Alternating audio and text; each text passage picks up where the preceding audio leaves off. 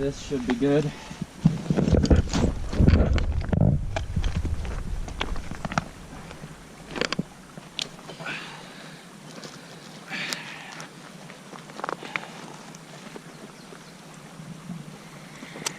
Let's hope this Wendigo artifact and an item of the dead can get me in.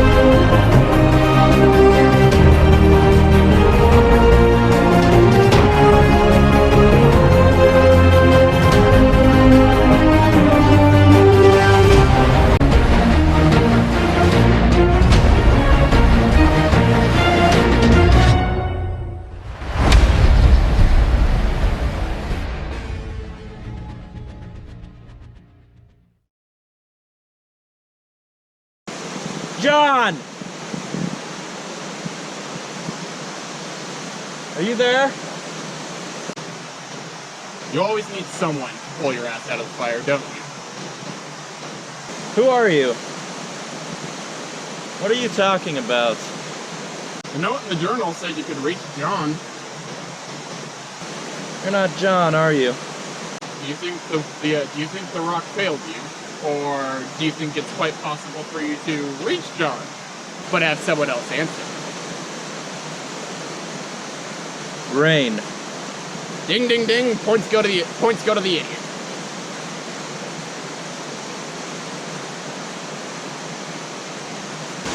But John said he'd speak to me. You never even noticed me before. Why do you choose now?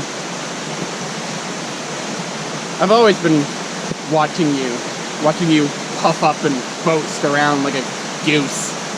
You tended to look quite like an idiot, most often than not. So now you decide to berate me now.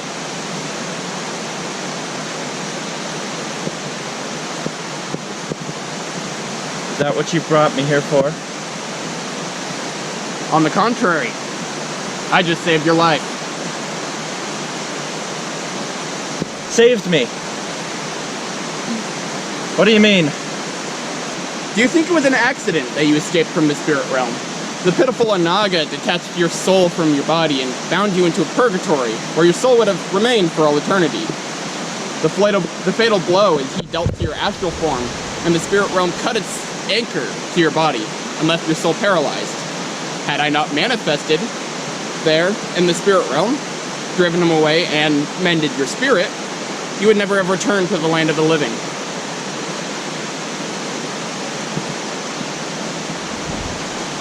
Why would you save me if I am such a fool? You've grown since you first met John, Chad, and without you, Rat will return to the world to wreak havoc and mayhem once again. What Onaga did to you is the way Wendigos actually hurt humans, but we all are capable of it. Just some of us can reverse the process, such as moi. Your kind are man-eating monsters, Rain. You want nothing more than to kill, to devour, and to destroy. What makes you so different? Oh my God, you truly believe that I spent over 2,000 years doing nothing but hunt and kill some worthless base creature on this insignificant pebble? Do you even understand how long 2,000 years is? That's a Wendigo, isn't it? 2,000 years is a long time. You would be long dead if, save for the corruption of the Wendigo spirit.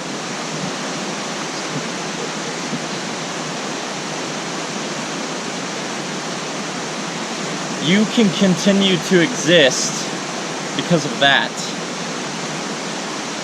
That alone. Well, yeah, 2,000 years is a long time. I have walked this earth so long that I am older than the Christian Messiah my once people were slaughtered, abused, and enslaved in the name of. I traversed the entirety of the Americas many times over in those millennia, and I have killed and fed, as you say my kind do. But I've also learned and witnessed, aided and contained those dark beasts that lurk in the shadows. I once suffered from Wendigo psychosis, as you did. All those millennia ago, I was once a young man, out hunting around this very lake in a brutal winter. 2,000 years ago, no modern conveniences, such as a house or a supermarket existed. It was just me. The other hunters in the cold. There was no food. Animals sheltered in the ground, and the woods were dead. We were trapped, freezing in the snow with nothing to eat save for each other. And I was the one who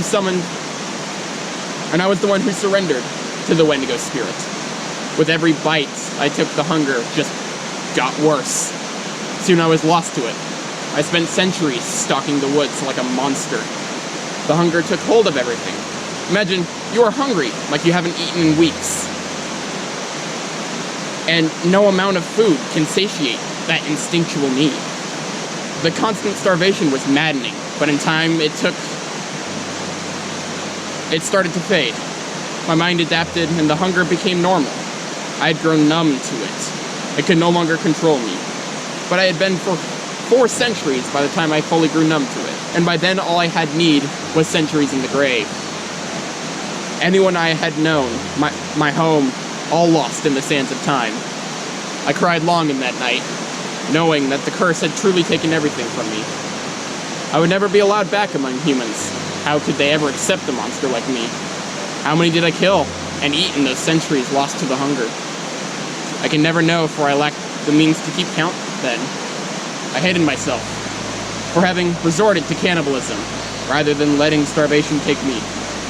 I tried to end it. I flung myself from cliffs, only for my broken body to recover in seconds. I let myself be caught in the blaze of a forest fire, only for the flames to fail to singe my skin.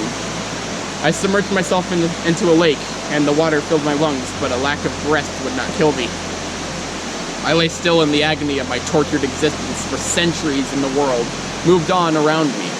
I learned more about the powers of a Wendigo when I was the savage beast.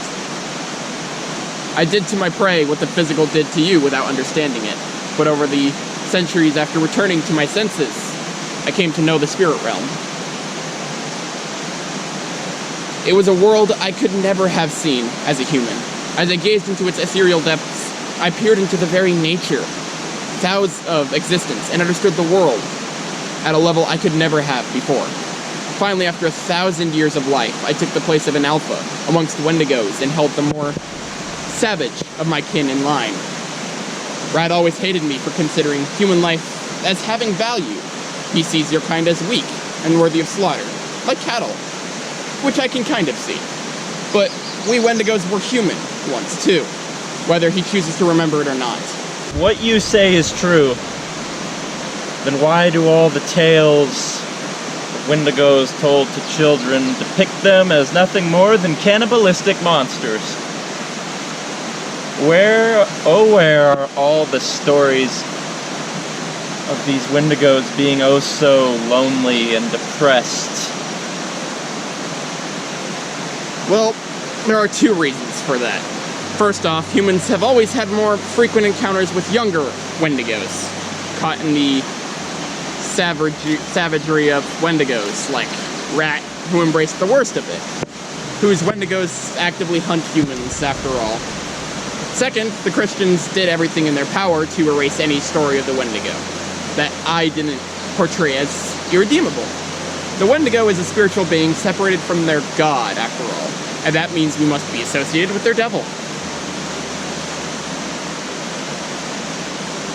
How old is Rat? You seem to know him better than John did. Rat is about 500, if I recall correctly. Not exactly sure why he's so fixated on your body, but your spiritual essence is a lot like how he was when he was a human, so maybe there's something there. And yes, I know Rat much more than even John had been made aware. His village was situated around the lake you just encountered him in. He was a hunter and a warrior, like I had been. And like what happened to me 1,500 years earlier, he got caught in the winter and cannibalized his fellow hunters. The transformation took him in a particularly violent fashion, and he returned to his village as the harbinger of their demise.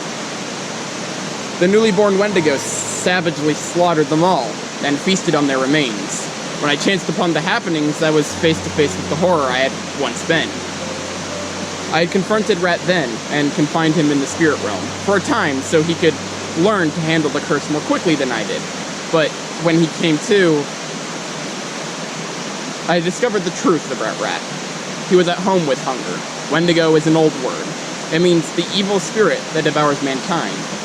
The truth behind the Wendigo spirit is that it is the accumulation of the sense of hunger felt by animals in the spirit realm. It takes form as raw primordial instinct, and can possess humans because of their heightened sense of thought and personal ego, makes us susceptible. Unknowingly to the spirit realm, at a level no other animal can manage. The human spirit has a stronger presence on the spirit realm, and so the ethereal beings that inhabit it take notice of humans. When a human falls to the absolute perversion of hunger, there are times when the Wendigo spirit seeps into their own and corrupts it. And that's how a Wendigo truly comes into being. How come every act of cannibalism doesn't make a Wendigo then? You heard what I said about it latching onto the ego, right? There has to be a sense of shame attached to surrendering the hunger. It pulls the mind with a lot of guilt. What you've had to say, it's all very fascinating. But these stories of good Wendigos and bad spirit realms and such, it's all so outlandish. None of this stuff is ever mentioned in the old stories. Actually, a lot of it is.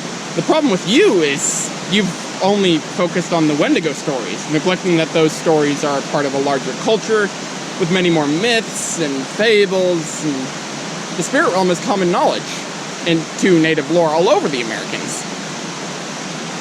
Are you accusing me of not doing my research, John? I'm a 2,000-year-old Wendigo telling you about about Wendigos, and still you try to take the role of expert for yourself.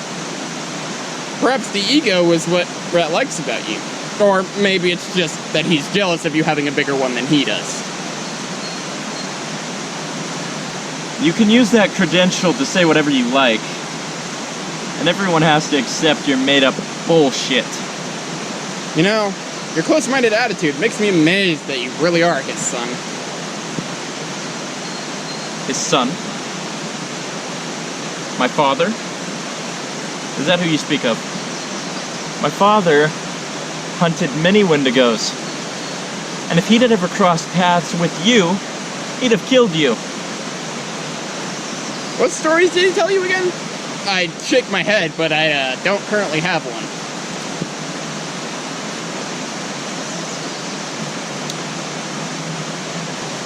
All right then, Rain, the Wendigo. Tell me all you know about my father. Centuries after Rat slaughtered his village, a new one popped up in the same place.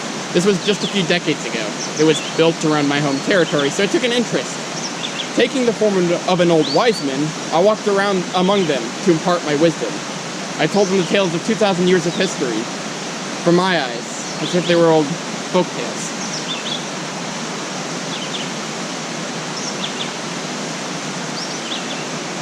Tell me more about my father. Your father was a Wendigo hunter. The forest there was obviously home to Wendigos since I was there, and you know its other Wendigo residents, Rat and Onaga. They wanted to destroy the village the moment I appeared, but I denied it. They grumbled and snarled at me, but there was nothing they could actually do. It was at this time I met your father. He came through and started asking the villagers about Wendigos. They told him he should go ask the old wise man, who lives here at this lake.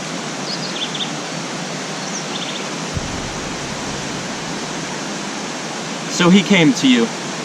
He most certainly did. He came to me and asked about the Wendigos in the area. I told him such a task was a dangerous endeavor, but he assured me he knew the risks. Showed me a scar across his right collarbone that was very obviously from a Wendigo claw. You really did meet my father. You'd have to have met him in order to recognize the scar. Well, I can't say I knew him too well, but I was fairly confident that he was capable. I directed him towards the two Wendigos in my pack that had always been causing trouble. I'm sure you've met them. He didn't succeed, did he? I wouldn't quite say that. He destroyed Rat's physical form, but Onaga was smart enough to avoid him. Unfortunately, there was just one more element that I would not expect. Howl. That cursed little rablat aided Rat in killing me, but Rat confronted me before your father killed him. He challenged me in my own lair, and we fought once again. This had happened before, though. He did it quite frequently. During the fight, I had Rat beaten, quite easily, like I always do. But it didn't matter this time. Rat made the opening for Powell to strike, and for the first time in 2,000 years, I was too slow to evade as the silver blade plunged through my heart. I managed to separate my spirit at the last moment, but when Powell spliced my remains into John's, my spirit was pulled back in, and I found myself in the union I presume you believe I resent. Do you not? My power is limited now by John's mortal form, but I'm not without strength.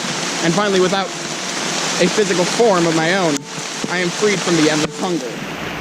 A curse that also didn't transfer to John. The hybridization has come at a cost, but it gave me a peace I'd forgotten. Not that Hal should have his experiment celebrated. It's not like he knows how it got it to work in the first place.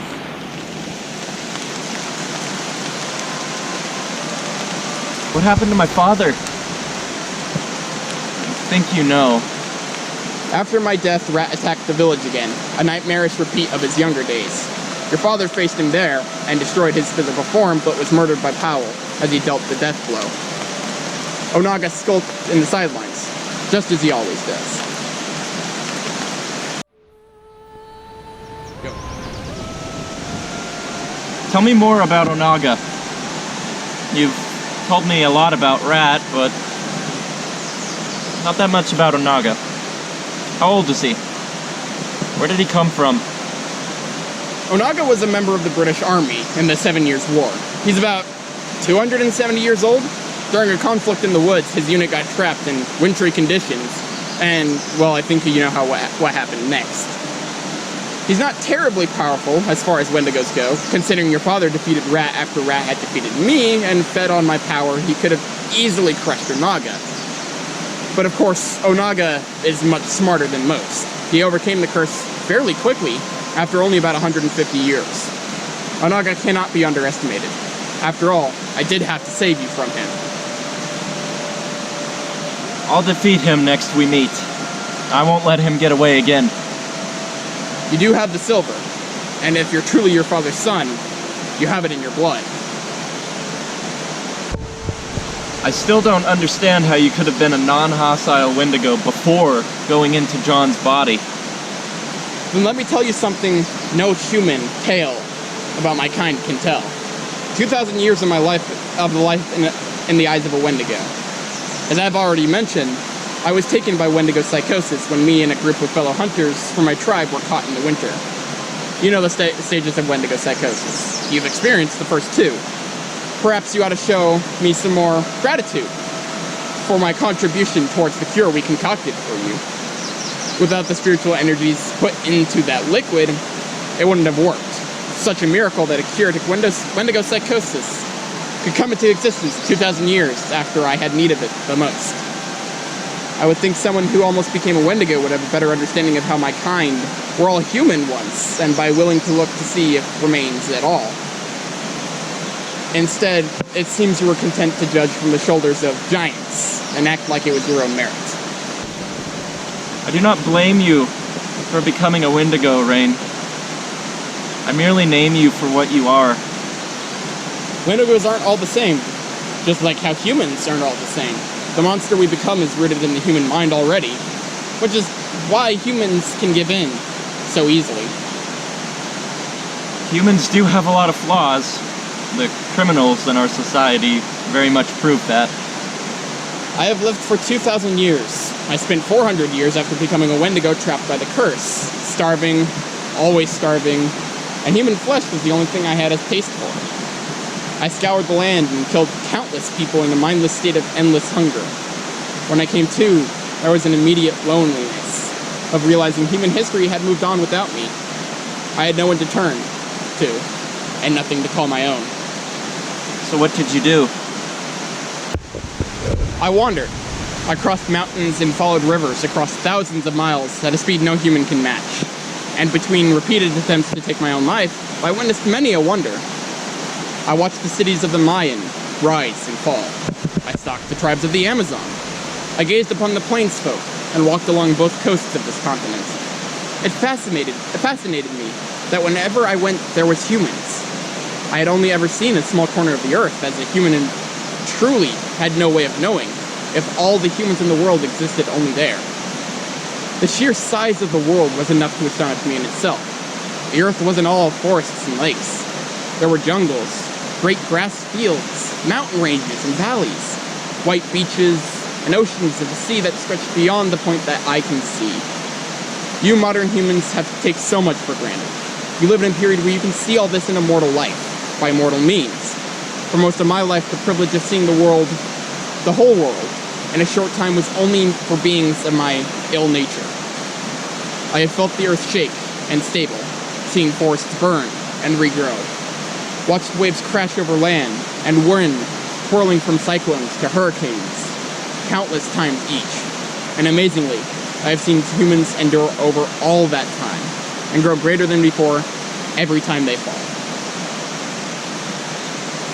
What about the European settlers? Around 1,000 years ago came the first pale men from beyond the sea. Vikings, I think people now would have called them. They came and settled for a brief time along the coast of modern-day Newfoundland. The natives and the Norsemen didn't always see eye to eye. Skraelings, the Norse would call those, with whom I share blood. I think it meant something along the lines of barbarian or savage. I know the local tribes and the Norse explorers fought at first. I got wind of the arrival of the Pale Men with shining weapons and great long ships and arrived to investigate. I met a Norseman named Thorfinn Karlsnid, who came with 3 ships and over 100 of his fellow Norsemen to what they had called Vinland. There were many grapevines there at the time. I encountered his expedition on an island, with which I had offered spiritual guidance to the natives of. They were fascinating to me, and a serious blow to my perceptions of the world. To know there was more land and more people across the oceans, I wondered if the world ever ended. The Norsemen traded cloth with the natives for pelts and returned to their camp. It was the first time I had seen steel that day. The Norsemen wouldn't trade their weapons, for they feared they'd have need of them, and they couldn't have been more right. A bull broke loose from the Norsemen's encampment one night and startled the natives, for they'd never seen anything of the kind. The natives attacked the Norsemen, and forced only to do remarkably poor against the Norsemen's steel weaponry, ringmail, and shield walls. I watched the natives get cut down, for a time before I decided I had to put an end to the conflict. I appeared amidst the fight as my Wendigo self, and drove the Norsemen away, and they left, never to return, for fear of the monster from which they had fled. Hundreds of years later, I had tell of a new pale man from the sea down south. I arrived in the Aztec Empire over 500 years after the Norsemen had left. I witnessed Herman Cortez and his conquistadors in the city of Tenochtitlan. They rode on horses, great beasts of burden I'd never seen before, and some wore suits entirely made of steel. The Spaniards were like myths in their own right, wielding the first firearms I ever did see. I didn't like the Aztecs. Their rampart imperialism had swept over a large part of modern Mexico, subjugating the other city-states over the century prior. The Spaniards led a campaign against the Aztecs, with allies from those the Aztecs had oppressed. I could not stay to watch, however. For around this time, Rat appeared for the first time. I arrived home to find the nearby village slaughtered by a wild Wendigo that I had to hunt down and detain to keep the peace. Rat was little more than a beast when I found him. He lashed out at me wildly, and I defeated him with ease, and left him bound to a spirit realm prison to overcome the curse. After detaining Rat, I left to investigate the early British and French fur traders. I met a few men of the Coureur des Bois, French fur traders who lived among the natives who trade with us, of all kinds of animal pelts, particularly beaver. I understand it was a fashion of sorts in Europe at the time. It seems peculiar to me, but the pale men from the sea always have. When it was just the fur traders, things were okay. The French and English just traded with the natives for fur. Sometimes they got involved in the tribal battles. They had been going on for centuries. The natives began using guns to kill each other, and now had something else to fight over. Truly, humans can be so absurd with their attitudes towards violence. You kill each other all the time without batting an eye. But something else kills you and it's an abhorrent monster hell-bent on your species' extinction. I was more than just curious about the world and where things were headed. Eventually, the French and English became more invested in their holdings, and in the 1750s came the 7 Years' War. That's where you said Onaga came from, isn't it? Wow, you actually are listening to me. It's a miracle to think that you'd actually listen to anyone. Just get on with the story, will you? Of course. The 7 Years' War, from my understanding, took place all over the world, but I only really witnessed that which happened around here. It wasn't anything to glorify. Men died in numbers I had not thought possible. I watched cannons rip up foundations and buildings. I watched both the French and the English trample over the natives, demanding support from them, or they'd have raised militaries to crush them. Many were caught in the crossfire. I did what I could to minimize the collateral damage, but the war was everywhere. One conflict after another, even I could not keep pace. I would walk the battlefields after and gaze upon the mass of corpses. So many of the soldiers were really just boys and teenagers. It broke my heart to see such a tragedy. A world so unfair that I could live on for over thousands of years, and these kids didn't even get to make it to 20. The conflict here ended on the Plains of Abraham, outside Montreal, when the British defeated the French in 1759. It was winter of 1756 when I first encountered Onaga, however. A British soldier had succumbed to the curse in the heart of winter and began ravaging the countryside, so I put an end to it. If only you knew, Chad, how many times I have shielded humans from the worst of my kind.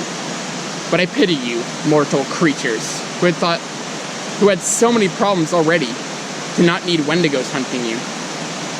Despite experiencing the endless hunger, we don't actually have to eat. There's no reason to indulge in something we don't need. I thought consuming human flesh makes you all more powerful. It's just a myth.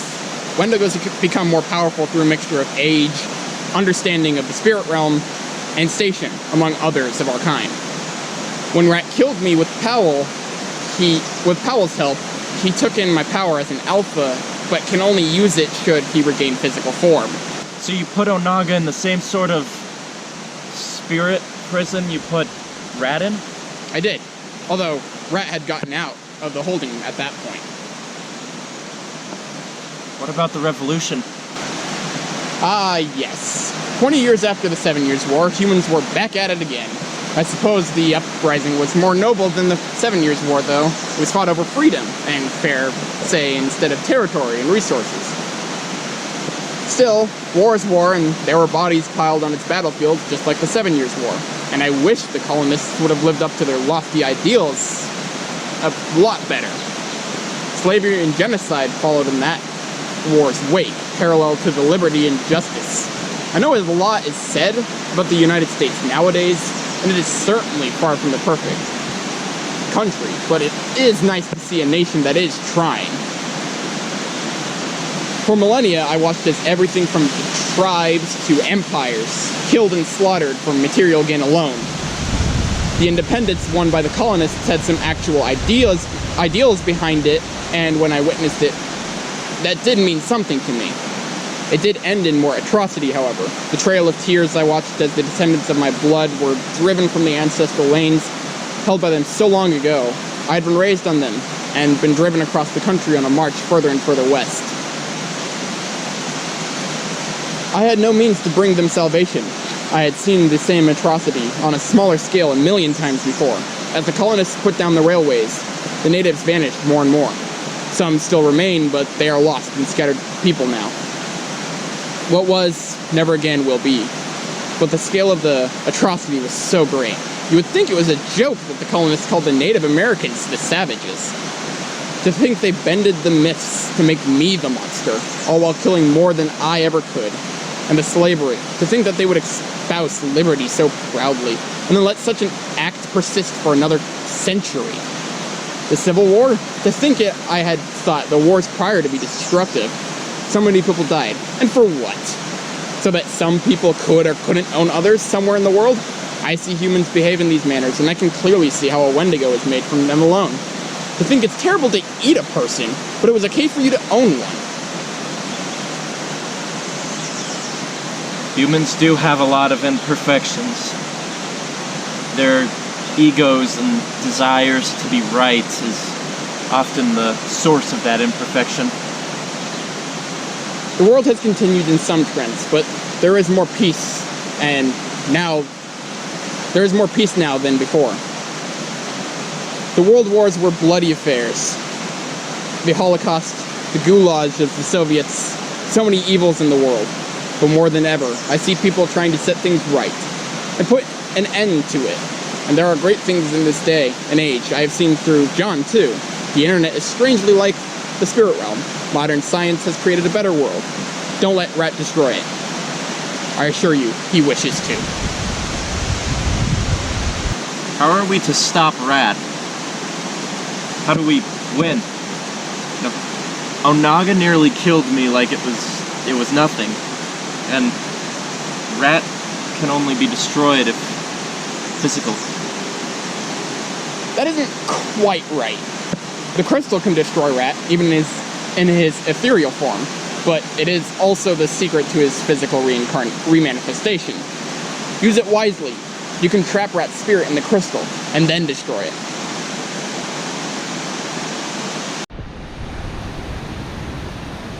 If we destroy the crystal with Rat inside, won't that prevent him from manifesting in his ethereal form again? It'll destroy his spirit. The crystal is an artifact with an origin so ancient even I'm not quite sure about it.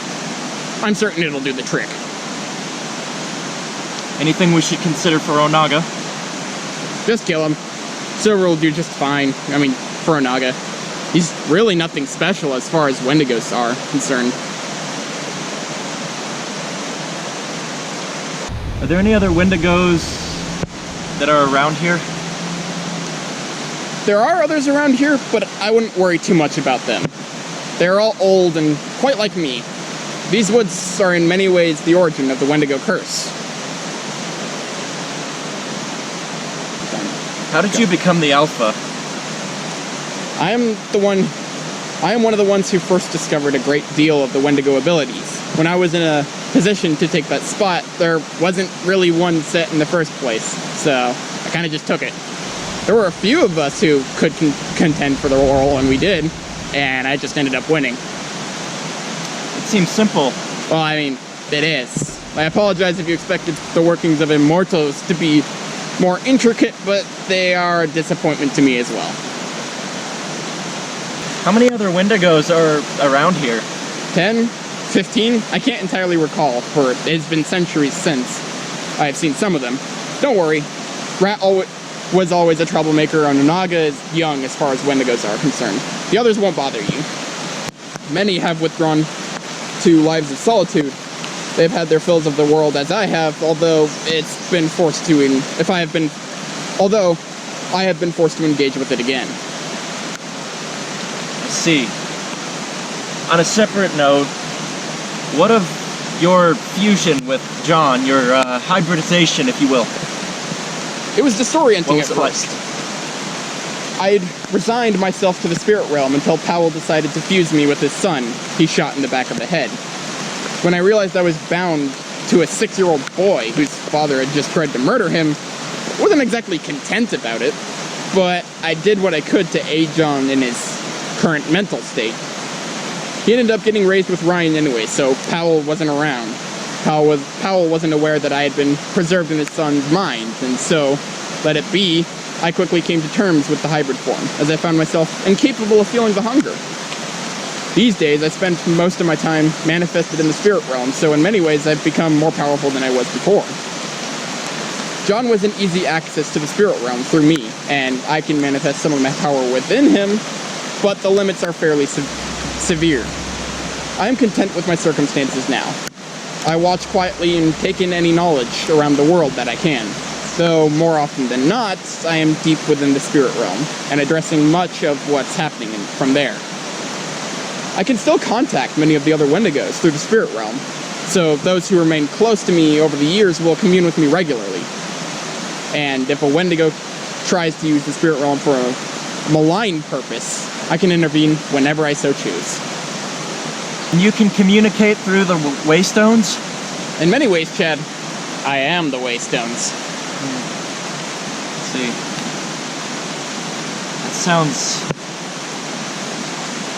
That sounds similar to the crystal. Huh?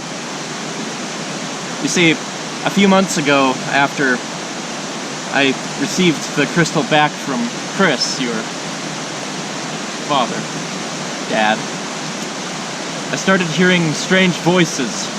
I started hearing the voice of someone I thought long gone.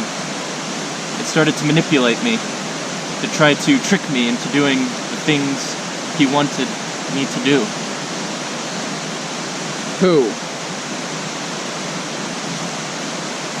Your father, Powell.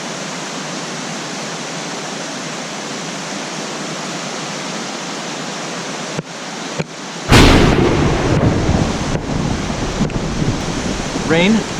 I'm fine. Onaga is approaching. We'll talk later. I should go inform Ryan of this. Don't take You should Don't take too long explaining everything. You only have so much more time before Onaga arrives for you two. How close is he? Not very. He's finding the spirit paths a bit difficult to travel. I have no idea why, though. Right. Thank you, Rain, for informing me of all this. We will speak later. Thank me by destroying those failures. You can rest assured I will.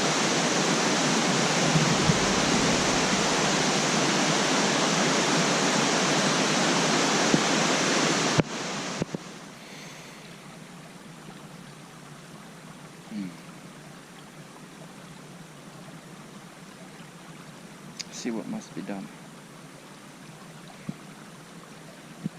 Thank you, Elise. Thank you, Rain. You were telling me the truth about all this. You are. That's how we destroy them.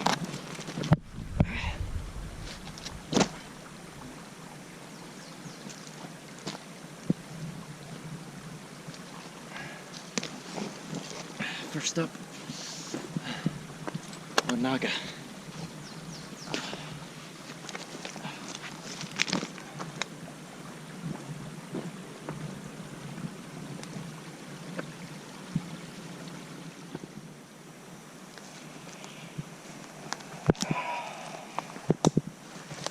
Found something you might be interested in.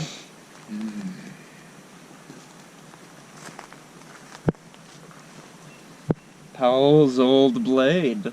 I heard them say it was linked to those crystals. Indeed it is. While you're being limited, it might help. I am not limited, I've youngling. already explained this to you. What you've explained is nothing but hearsay and legend. Understand? Legend is how we were born.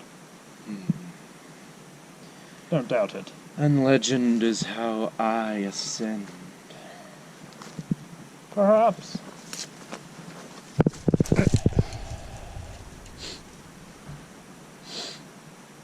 He's here. The one Yes. who wasn't killed. You told me he was dead. With the boy? Yes, trapped in the spirit realm. Really? Yes, really.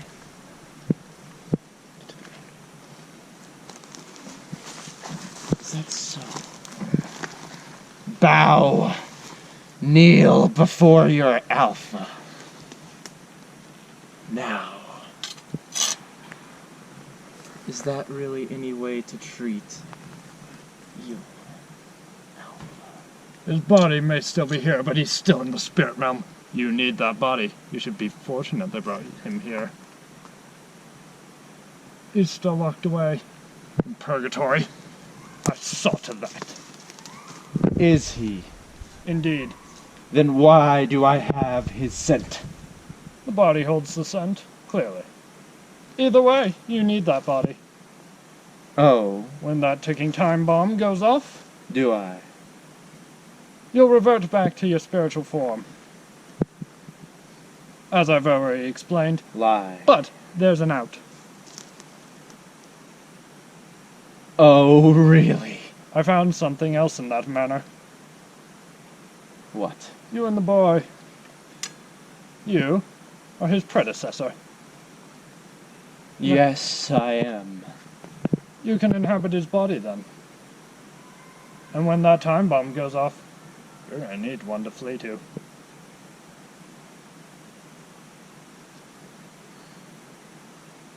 It's down there and it's dead. Right for the taking. I'll go pick off the last one that's alive. Your mistake. And then you can come in and get your physicality back. A win-win. Loose ends tied up. You betray me like Powell did, and I'll have more than just your head. Servant. Puppy. Time for me to go clean up the mess.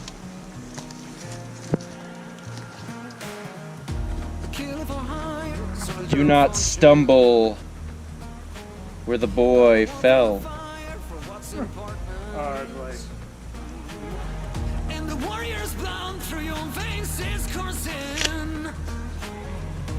Kill for hire, soldier of fortune. The whole world's watching every move. Take your shot, don't act a fool. All you got and all you ever need is one bullet in the chamber. Breathe easy, take your game, boy. Ain't nobody gonna save you. So what you gonna do? One bullet in the chamber. Breathe easy, take your game, boy. Ain't nobody gonna save you. So what you gonna do? Have a pleasant fight. Do or die, you're a mercenary. One of a kind that you're burdened to carry. Go and make them proud, do what's necessary. Oh no, do or die, you're a mercenary. Now the whole world's watching every move. Take your shot, don't act a fool. All you got and all you ever